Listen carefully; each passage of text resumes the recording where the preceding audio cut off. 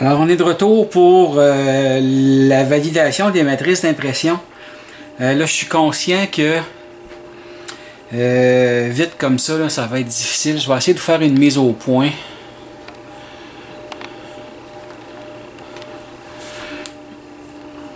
On va reculer ça un petit peu. On va essayer de zoomer encore. Ah ouais, c'est pas mal. Ok. Et que si on part ici, voyez-vous, celle-là, c'est avec 2 secondes d'exposition. Peux-tu encore un peu? Ouais, on peut encore un peu. OK. Fait que si on regarde dans le centre, ici, on voit que c'est pas mal. Sauf que les lignes ici, c'est pas terrible. C'est un peu mushy, puis c'est vraiment pas l'idéal. Donc si on passe à 2.25, on va remarquer tout de suite une amélioration à ce niveau-là. Si on regarde ici à droite les points versus ici on les a au complet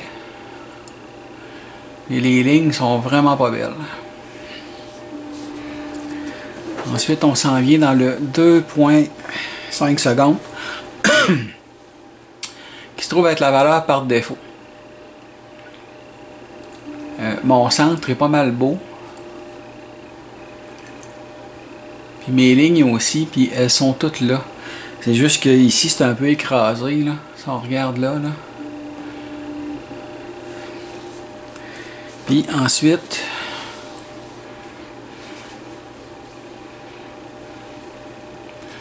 « 2.50, 2.75.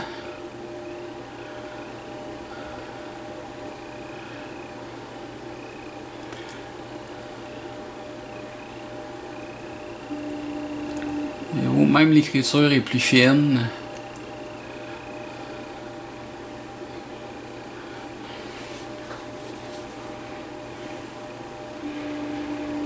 Puis ici à 3 secondes.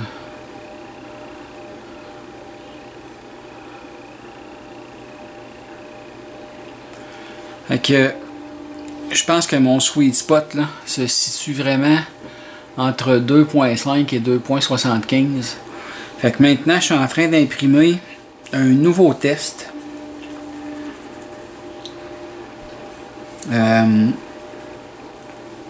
Qui va beaucoup plus loin. Je vais vous le montrer rapidement. C'est ce test-là. Donc celui-là, il est à 2 secondes et demie. Puis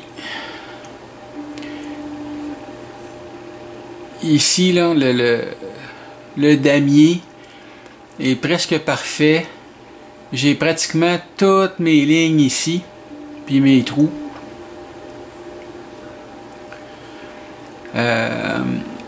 Ici là, il y a comme ça fait penser au Space Needle là, à Toronto là, à la tour du CN.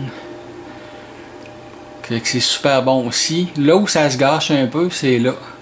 Ça, on revoit les piliers là. J'ai seulement comme 3 rangées.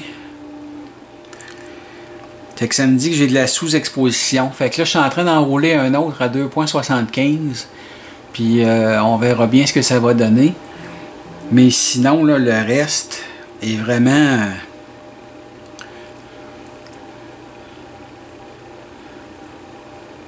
Le reste est vraiment super beau. Fait que j'approche de mon sweet spot avec la résine Eason PLA Pro. Fait que je vous reviens là, pour un comparatif de ce test-là une fois qu'il est fini d'imprimer. À tantôt!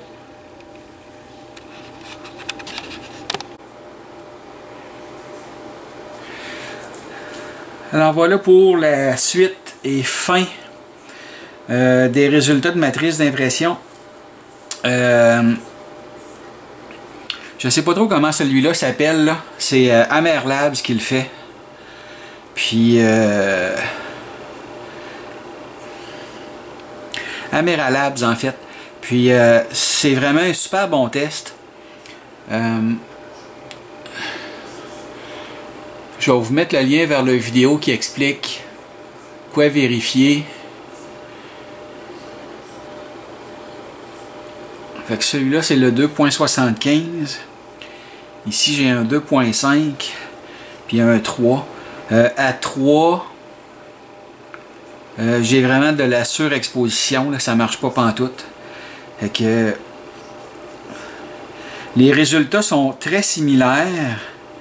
Je vais mettre le 2.5 à gauche. Un truc qui est important à valider, là, je cherche mon angle de caméra, c'est les piliers qui sont imprimés ici. J'aimerais ça avoir plus de colonnes, plus de rangées, c'est-à-dire nombre de colonnes. Mais j'ai un meilleur résultat à 2.75. On ne le voit pas super bien. On a un petit peu que je baisse l'éclairage comme ça. Ouais. C'est quand même super bien à 2.75. Fait que je vais essayer un print là, plus grand. Ensuite, on voit que le damier, les positifs, les négatifs là, sont vraiment juste à effleurement.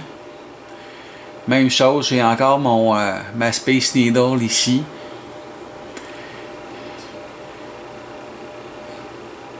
J'ai de la texture sur le dessus. Tout est vraiment là, pour donner des bons résultats pour une impression plus grande. C'est ce que je vais faire. Je vais slicer un modèle puis je vais l'essayer. Pour l'instant, ça termine le clip sur comment trouver la bonne exposition pour notre résine et notre type d'imprimante. Bien entendu, je vous encourage à liker la vidéo, vous abonner à la page. Plus on va être, plus je vais avoir des ressources, plus je vais avoir envie d'en faire. Il y a des vidéos de peinture qui s'en viennent, j'ai commencé des trucs. Puis je vous reviens très bientôt avec le résultat d'une impression plus grande avec la résine EPLA. Ouais, e-résine PLA Pro de Eason. Fait que je vous reviens très bientôt. Salut!